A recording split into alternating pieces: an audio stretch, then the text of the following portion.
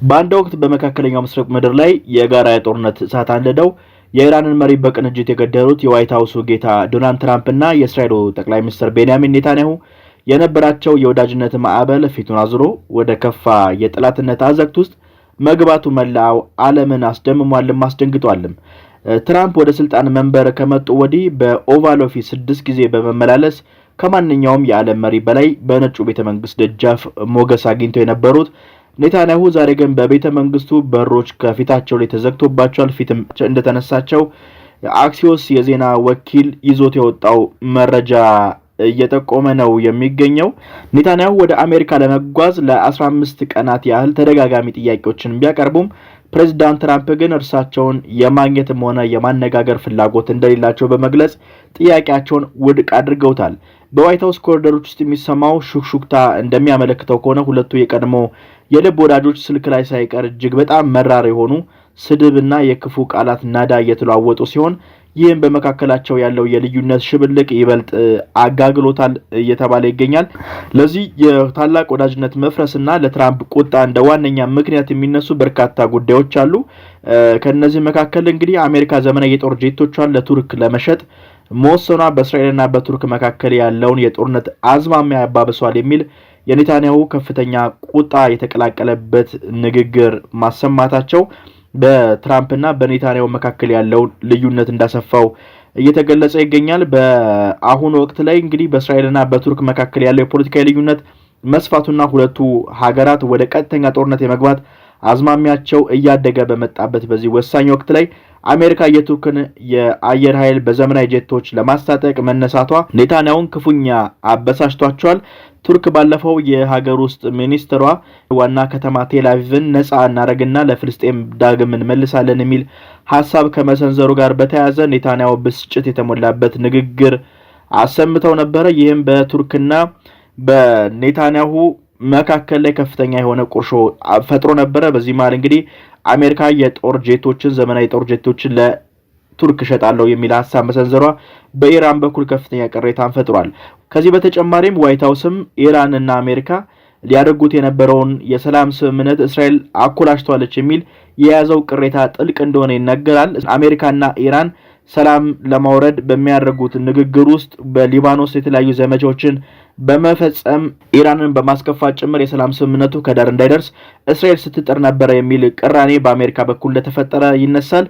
ይህም በትራምፕና በኔታንያሁ መካከል ያለውን ቅራኔ እንዳሰፋው የሚነሱ መረጃዎች አሉ። ይህ ሰጣ ገባ ከቃላት ብቻ አላበቃም። ዋሽንግተንም ለእስራኤል ተሰጣው የነበረውን የ3 ቢሊዮን ዶላር ወታደራዊ ድጋፍ እስከ ማቆም የደረሰ ጠንካራ እርምጃ እየወሰደች መሆኑ እየተገለጸ ይገኛል። ለትልልቅ ልዩነቶች መፈጠርና ለዚህ የከረረ ቂምም መፈልፈያ ዋነኛ ሰበብ ሆኖ የሚነሳው በ2020 የአሜሪካው ፕሬዝዳንታዊ ምርጫ ማግስት ክስተት ነው።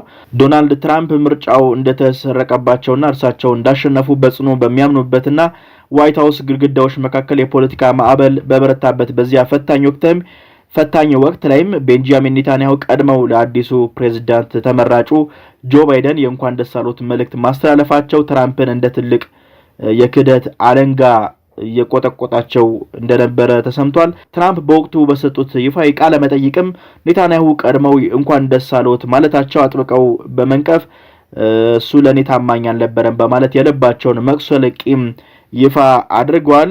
በተጨማሪም የጥቅምት 7ቱን የሐማስ ድንገተኛ ጥቃት በእስራኤል ላይ ታላቅ ጠባሳ ጥሎ ካለፈ በኋላ ትራምፕ በኔታንያሁ አመራር ላይ ያላቸውን ትችት ይበልጥ አግነውታል ወይም ደግሞ አስፍተውታል። ጥቃቱም መከላከል አለመቻሉን እንደ ትልቅ የስለላና የደህንነትም ውድቀት የቆጠሩ ትራምፕ ኔታንያሁ ለዚህ ጥቃት ተዘጋጅቶ አልነበረም፣ እስራኤልም በሱ ሰነፍ አመራር ምክንያት ተጎድታለች በማለት የኔታንያሁ ወታደራዊ ብቃት አጣጥለውታል።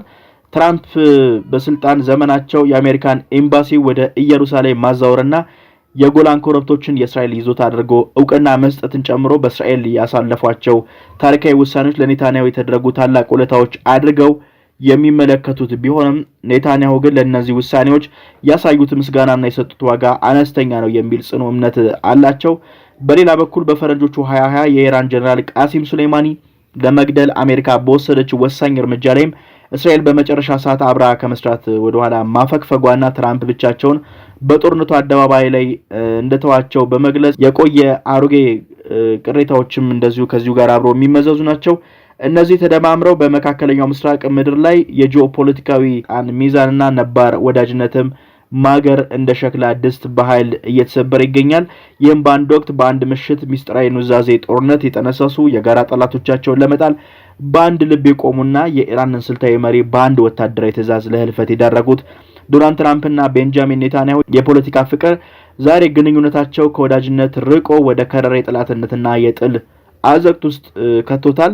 ይህ በሁለቱ መሪዎች መካከል የተፈጠሩ ታሪካዊ መቃቃርና በመካከላቸው የተሰነቀረው የልዩነት ሽብልቅም የቀጠናውን ወታደራዊ ውጥረት ይበልጥ ወደ ከፋ ምዕራፍ አሸጋግሮታል። ይህ በእንዲህ እንዳለ እንግዲህ አሜሪካ እና በኢራን መካከል የተቀሰቀሰው ጦርነት ምድርን ቁና እያደረገ የመከራ ሰማይን ጥሏል። የሁለቱ ሀያላን የሌሊት ጥቃትም ሩምታውን ቀጠናውም እያንቀጠቀጠው ይገኛል። የኢራን ሚሳኤሎች በመካከለኛው ምስራቅ ባሉ ጎረቤቶቻቸው ላይ መሬት አንቀጥቀጥ ጉዳት አድሷል። በዚህ ሳቢያም ታሪካዊ የኩዌት ድልድይ ሙሉ በሙሉ ተመቶ የወደመ ሲሆን በዮርዳኖስ ውስጥ የተሰነዘሩ አስፈሪ ጥቃትን በርካታ ቁጥር ያላቸው አሜሪካ ወታደሮች መጎዳታቸው ተነግሯል። የአሜሪካ ማዕከላዊ የኢራን ወታደራዊ አቅም ለማዳከም ያለመና በተከታታይ ለ9 ቀናቶች የተካሄደ መጠነ ሰፊ የአየር እና የሚሳኤል ድብደባ ማጠናቀቁን ዛሬ ጠዋት ላይ ገልጿል። የአሜሪካ ጥቃት ግን ይበልጥ እየጨመረና የኢራን ምድር እያናወጠ ቀጥሏል። የአሜሪካ ጦር ኃይል የኢራን ባህር ዳርቻ የአንኳር ዋና ከተሞች ላይ የሚገናኙ ቁልፍ ድልድዮችን፣ አውራ ጎዳኖችን፣ የራዳርና የሰለላ ጣቢያዎችን እንዲሁም የመገናኛ አውታሮችን በቦምብ ናዳ አውድሟቸዋል። ይህ የትራንስፖርት መስመሮች መፈራረስ ወታደራዊ እንቅስቃሴ ብቻ ሳይሆን የንጹሃን ዜጎች የዕለት ተዕለት ኑሮና የቀጠናውን የንግድ ፍሰት ሙሉ በሙሉ ከጥቅም ውጪ እያደረገው እንደሆነም ይገለጻል። አሜሪካ በሆርሙዝ ወሽመጥ ለዓለም አቀፍ ንግድ መርከቦች ክፍት ለማድረግ የባህር ኃይል እገዳ መጣሏን በገዢነት ስታስቀምጥ፣ ቁስለኛዋ ኢራን ግን የጥቃት አድማሷን በአካባቢ በሚገኙ የአሜሪካ አጋር ሀገራትና ወታደራዊ ይዞታዎች ላይ በድሮንና በሚሳኤል ድብደባዎች በማስፋት ምላሽ ሰጥታለች። የአሜሪካ ጦር ስልታዊ በሆነው በሆርሙዝ ወሽመጥ አቅራቢያ የሚገኘውን የኢራን የስለላ ማማ በማውደሙ የተቆጡት የቴህራን ባለስልጣናት በኋላ ይፋዊ ድንበሮች እንደማይገደቧቸውና ጥቃቶቻቸውን ይበልጥ እንደሚያሰፉም ዝተዋል።